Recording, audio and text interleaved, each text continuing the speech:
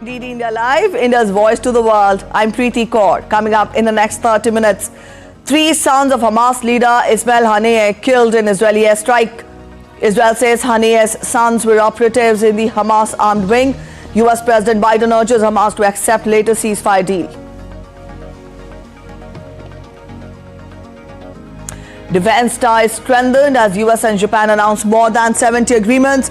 US President hosts state dinner for Japanese Prime Minister Kishida at the White House. Kishida to address US Congress on Thursday.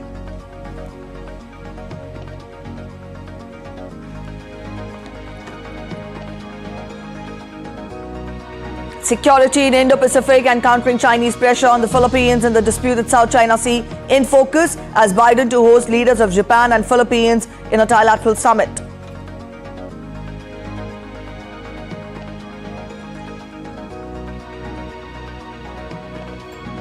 India celebrates Eid-ul-Fitr today, marking the end of the fasting month of Ramadan. India's Prime Minister Narendra Modi extends wishes on the occasion. World Athletics ends 128-year Olympic tradition, set to become the first sport to offer prize money to Olympic champions in a landmark decision.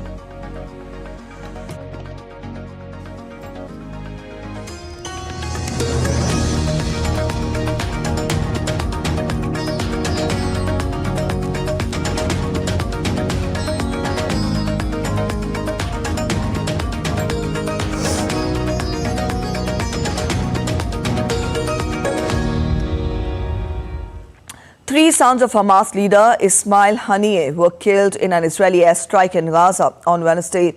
The Israeli military confirmed carrying out the attack and described the 3 sons as operatives in the Hamas armed wing. Haniyeh is based abroad in Qatar and the face of Hamas's international diplomacy. His family home was destroyed in an Israeli airstrike back in November.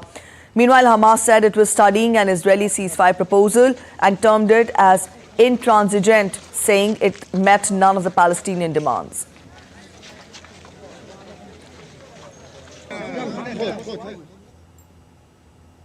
Israel will open a new land crossing into the Gaza Strip designed mainly to facilitate deliveries to Palestinians of aid from overseas or neighboring Jordan. Israeli tanks were moving along the border between Israel and the Gaza Strip on Wednesday. Israel has gradually reopened 2 established cargo crossings and created a new crossing on its border. Last week, it also announced to admit Gaza-bound aid shipments at its southern port of Ashdod. Israeli Defense Minister Yoav Gallant said that a new crossing point would be created on the northern part of the Gaza border to reduce the time taken to truck in aid from Ashdod. Israel has also helped set up a maritime corridor for direct deliveries of aid to Gaza by sea and opened its airspace to foreign planes that have parachuted in aid for Palestinians.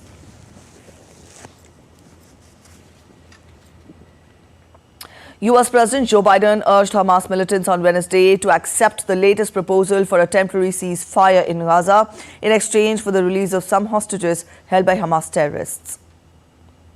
We're not going to stop until we do. The new proposal on the table, Bill Burns led the effort for us. We're grateful for his work. There's a now up to Hamas. They need to move on the proposal that's been made. And as I said, we'll get these hostages home where they belong, but also bring back a 6-week ceasefire that we need now. And the fact is that we're getting in somewhere in the last 3 days over 100 trucks. It's not enough, but needs to be more, and there's one more opening that has to take place in the north. So we'll see what he does in terms of meeting the commitments he made to me. Germany's Lufthansa Airlines suspended flights to Tehran because of the situation in the Middle East, as the region is on alert for possible Iranian retaliation over a suspected Israeli airstrike on Iran's embassy in Syria.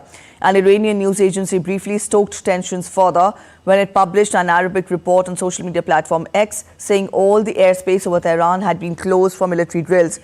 The agency then removed the report and denied it had issued any such news. Lufthansa said it suspended flights to and from Tehran from April 6th until probably April 11th. There was no immediate word from other international airlines that fly to Tehran. Iran's supreme leader, Ayatollah Al-Khamenei, said that Israel must be punished for the Damascus strike that killed 7 Iranian Revolutionary Guards Corps members. In an apparent response to Khamenei, Israeli Foreign Minister Israel Katz said on Wednesday that Israel will respond if Iran attacks Israel from its own soil. U.S. Secretary of State Antony Blinken has made it clear that the United States would stand with Israel against any threats by Iran. Blinken, in a call with Israeli Defense Minister Yoav Gallant, discussed the ongoing efforts to secure the release of all hostages through an agreement for an immediate ceasefire in Gaza.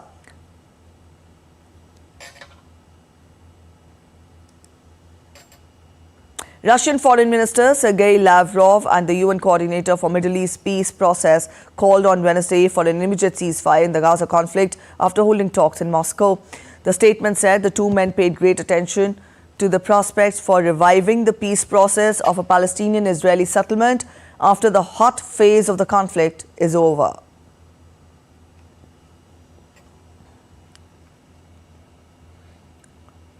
U.S. President Joe Biden is hosting the leaders of the Philippines and Japan on Thursday, a day after a state visit from Japanese Prime Minister Fumio Kishida. The three countries are expected to talk about economic ties and to lock in defense deals they see as crucial in securing the Indo-Pacific. Caroline Malone gets us more from Washington.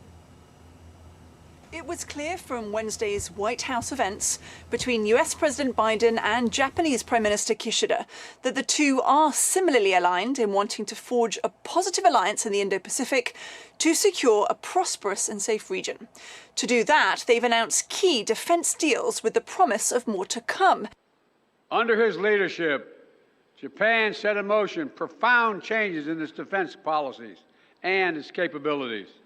Now our two countries are building a stronger defense partnership and a stronger Indo-Pacific than ever before. As a global partner, Japan will join hands with our American friends, and together we will lead the way in tackling the challenges of the Indo-Pacific and the world. Looking ahead toward the world will be like 10 years, 100 years and now, while tirelessly developing the relationships between our countries.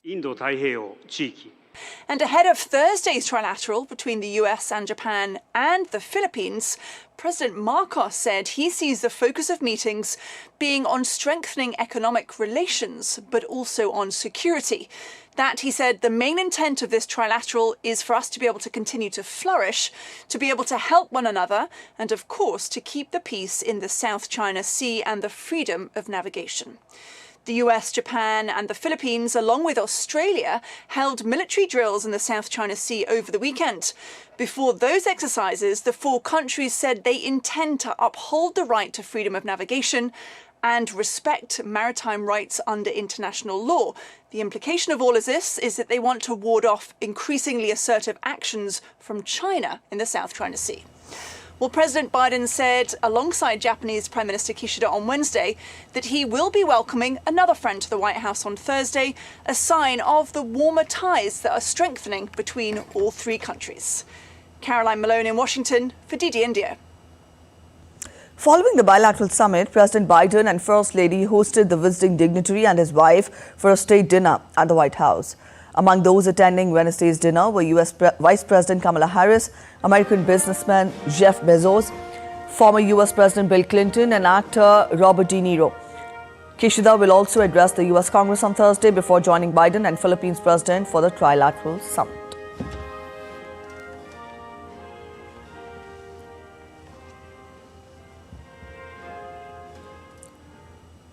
Japanese Prime Minister Fumio Kishida presented new cherry trees in Washington, D.C.'s tidal basin on Wednesday.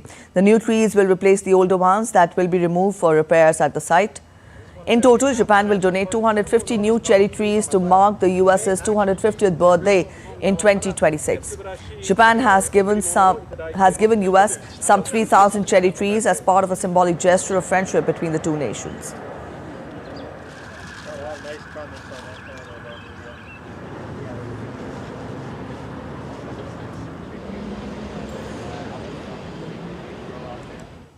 All right, let's get you an update on Russia-Ukraine crisis now. Russian airstrikes on Ukraine's northeastern Kharkiv region hit a clinic and also a pharmacy on Wednesday. The regional governor, Oleh Sinabov, said that the strike killed at least 3 people.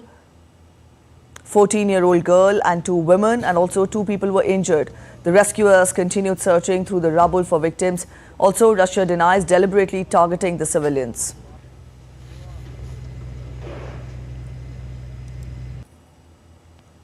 Ukrainian President Volodymyr Zelensky expressed his condolences to those killed in the Russian airstrikes. Today, Russian terrorists again hit our communities with guided bombs, notably in the Kharkiv region. There are casualties with 3 confirmed deaths, including 1 child.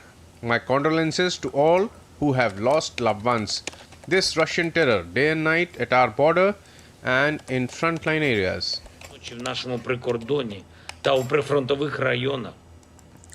Finnish President Alexander Stubb met NATO Secretary General Jens Stoltenberg at NATO's headquarters in Brussels on Wednesday.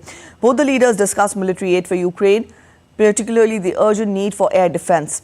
Stoltenberg acknowledged the efforts of NATO allies in providing long-range systems and missiles to Ukraine. He said delays in delivery of air defense will allow Russian missiles to hit more targets. Stoltenberg stressed on the importance of reliable and predictable aid for Ukraine.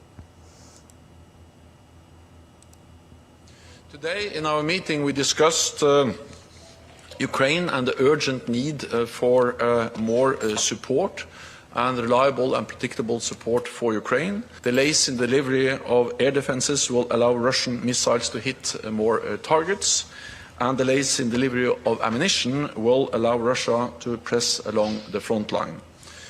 Ukraine simply cannot wait. It needs air defenses, ammunition and aid now.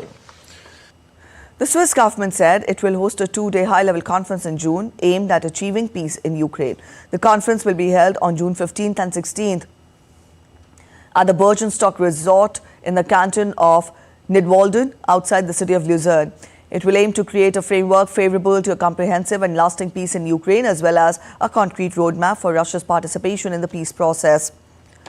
Although Russia has made it clear that it will not take part in the initiative, Swiss Foreign Minister Ignacio Cassis said that formal invitations to take part in the conference would be issued to more than 100 countries this week.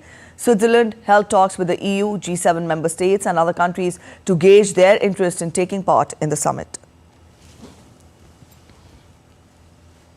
It's been 5 years since WikiLeaks founder Julian Assange was forcibly expelled from the Ecuadorian embassy in London into the hands of the waiting British police officers. Since then, he has been fighting extradition to the United States from an English prison on multiple charges of espionage. But his time in the UK could be close to an end, as Stuart Smith gets us more from London. After a series of appeal hearings, next week is the deadline for the US Justice Department to assure the High Court in London that Julian Assange will be treated fairly if deported to the US. If it doesn't provide those assurances, he'll be granted an appeal in Britain in May. Assange has been wanted by American authorities since 2019 for allegedly repeatedly violating the US Espionage Act, and he's been held at a British maximum security prison since then. His website, WikiLeaks, hosted tens of thousands of classified documents related to America's military and diplomatic activities worldwide.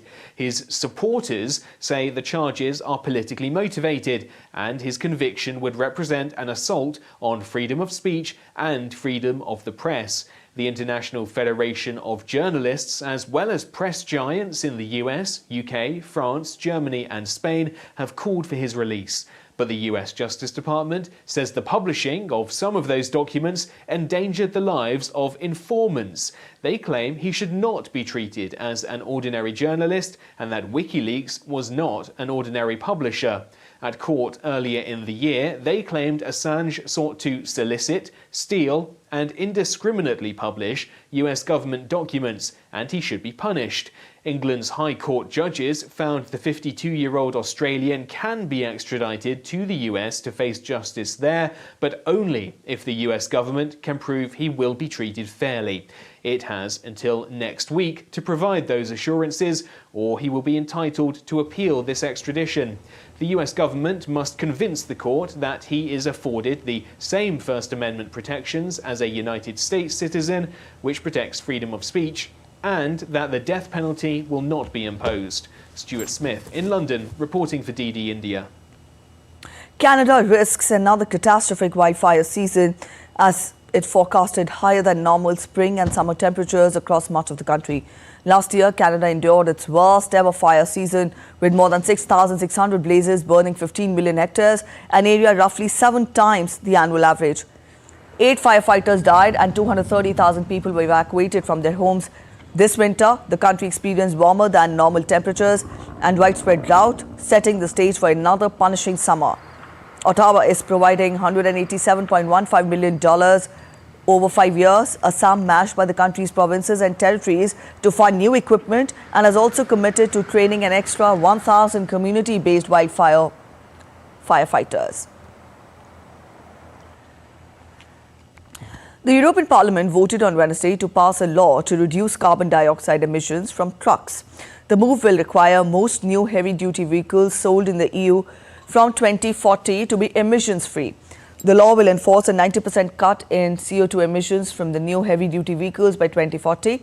The attempt to pull the transport sector in line with climate change targets. Truck manufacturers will also have to reduce the CO2 emissions of their fleets 45% by 2030 and 65% by 2035. The policy still needs approval from EU countries, a step that is usually a formality and approves the law with no changes. Let's take a look at other stories making it to the headlines from across the world now.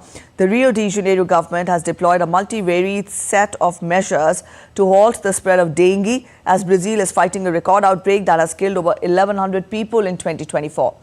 The Secretary of Health has rolled out a strategy to release into the air lab-bred mosquitoes with Wolbachia bacteria to reduce the transmission of mosquito-borne viral diseases such as dengue. Italian rescue teams continue to search for survivors after at least 3 people were killed in an explosion underground at a hydroelectric power plant in northern Italy. Italian utility group confirmed that fire had broken out on one of its transformers at its hydropower plant in Baghi, close to Bologna, in early afternoon. The cause of the explosion is still not clear. Items from the life and career of Tony Bennett are hitting the auction block. The auction is hosting a 2-day sale on April 18th and 19th to celebrate the life and career of the jazz vocalist in New York. The auction will feature items from Bennett's 8-decade career, including personal belongings, original artwork, and memorabilia.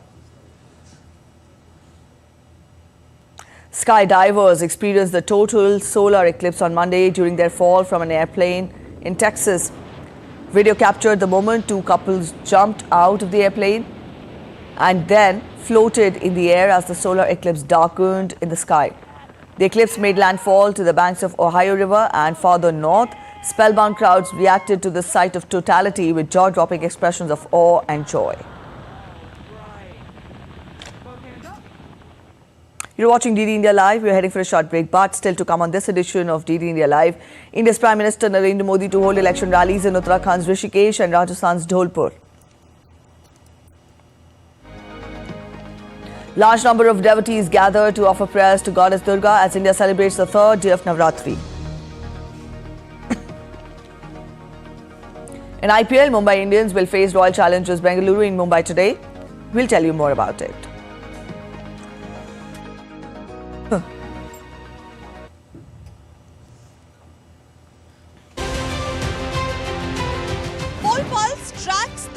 Of the pole-bound southernmost Indian state of Tamil Nadu. Voting is our responsibility. This is a big fight between BJP and India alliance. Will you vote? Yeah, power of democracy. This is a huge. BJP is trying her best, for the past 10 years under the flagship of Sri Narendra Modi Garu. The 2024 Lok Sabha polls in Tamil Nadu are witnessing the battle royale between DMK, AIADMK and the BJP.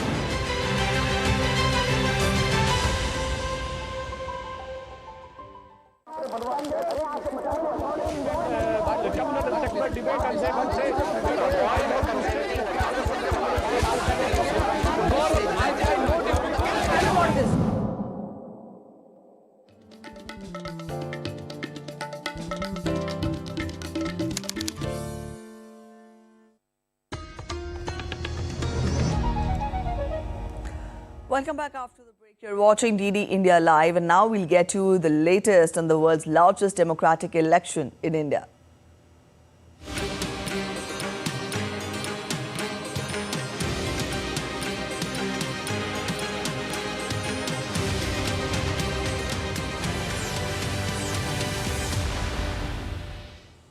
Election season is at its peak in India, with parties organising multiple public meetings as the first phase of voting is slated for the 19th of this month. In order to garner support for the ruling Bharatiya Janata Party, Prime Minister Narendra Modi to hold election rallies in Uttarakhand's Rishikesh and Rajasthan's Dholpur today.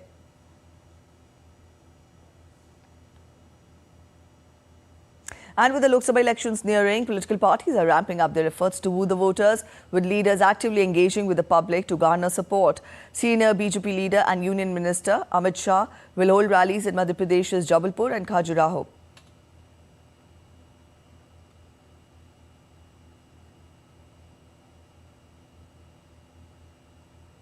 Union Defence Minister Rajnath Singh will visit Madhya Pradesh and will hold a public meeting in Rewa and Satna.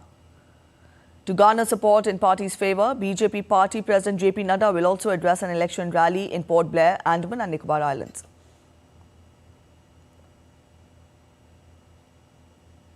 Also, in an attempt to woo the voters, all political parties are organising rallies across the country. Congress leader Rahul Gandhi will visit Rajasthan today. He will be holding rallies in Bikaner and Jodhpur to garner support for the party candidates. Bikaner will go to polls in the first phase, that is on April 19th, while Jodhpur will witness polling on April 26th.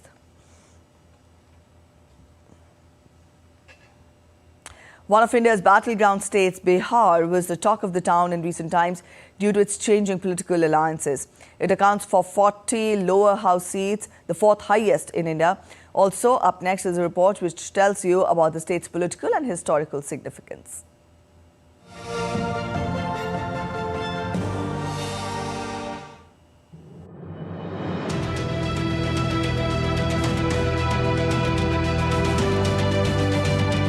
The eastern state of Bihar has made immense contribution to the country's history.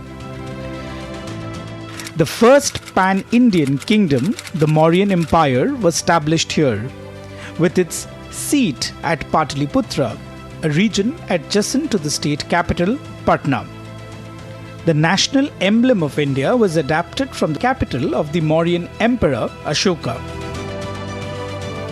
Two ancient centers of learning, Nalanda and Vikramshila, are also located in the state. During the freedom movement, Mahatma Gandhi launched his first civil resistance movement called Satyagraha in support of indigo farmers in Bihar's Champaran in the year 1917. Post-independence, Bihar emerged as a politically significant state. Spread over an area of about 98,000 square kilometers, Bihar has 40 seats in the lower house of parliament, the fourth highest in the country. The state is going to polls in all the 7 phases of the 2024 general elections. The polling dates are April 19th and 26th, May 7th, 13th, 20th, 25th and June 1st. Bihar has 76.4 million registered voters, out of which 40 million are men, nearly 36.4 million are women, while over 2,200 belong to the third gender. Coming to the state's current political scenario, it is governed by the Janata Dal United with the support of the Bharatiya Janata Party. Other prominent parties are Rashtriya Janata Dal, the Indian National Congress and the Lok Janshakti Party. Looking at the 2019 general election results in Bihar, of the total 40 seats, BJP won on 17, while the JDU bagged 16 and the LJP got 6 seats, while the Congress bagged just 1. Amid the polls, all the eyes are keenly observing the volatile dynamics of coalitions in the state, which has always been springing up surprises at the last moment. Election Desk, DD India. India celebrates Eid with great fervour and gaiety on Thursday, marking the end of the fasting month of Ramadan. Prime Minister Narendra Modi extends Eid wishes to mark the occasion. Taking to social media platform X, Prime Minister Modi said, and I quote him, Best wishes on Eid-ul-Fitr. May this occasion further spread the spirit of compassion, togetherness and peace. May everyone be happy and healthy. Eid Mubarak. A quick look at other stories making it to the headlines from across India now. As we told you earlier also, India celebrates the third day of Navratri today. The temples recited prayers to Goddess Durga, while a large number of devotees gathered to offer prayers and take part in the morning prayers to commence the third day of the 9-day Hindu festival of Navratri. As the country gears up for Rongali Bihu celebrations, the festival ambience fills Guwahati with vibrant arrangements being made to celebrate Assam's most significant festival. Preparations to celebrate the biggest festival of Assam are in full swing. Bohag Bihu is one of the most important festivals celebrated in Assam. The festival signifies the onset of agricultural season and is celebrated with great enthusiasm and fervour. Athletics is set to become the first sport to introduce prize money at the Olympics, with World Athletics saying on Wednesday that it would pay $50,000 to 48 gold medalists in Paris. The move is a symbolic break with the amateur past of the Olympics in one of the game's most watched events. In the modern Olympics, which started in 1896 in Athens, athletes have not received prize money from the International Olympic Committee.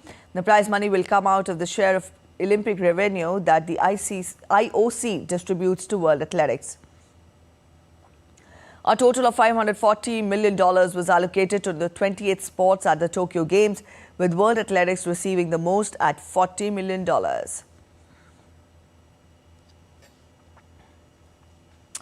On to IPL now. Mumbai Indians will take on Royal Challengers Bengaluru in the 25th match of the IPL in Mumbai. In fact, Mumbai, after losing their first 3 matches, had their first win on Sunday, defeating Delhi. For a side which invariably starts IPL with a few losses, Mumbai know their way around these lanes. A contest against a floundering RCB could bring about their second win on the trot and some further boost in their confidence. On the other hand, Bengaluru is not having results in their favour. The Faf du Plessis-led side is coming off 3 straight losses, 2 of which come at their home. Having the best of batters on their side, the bowling has been the issue for their losses. That's it in this edition of DD India Live, but let us know your thoughts on the news of the day. You can connect with us on Facebook, X and also Instagram. We'll be back with more news as it breaks here on DD India. I'm Preeti Kaur signing off, and from all of us here in Delhi, thanks for watching DD India Live.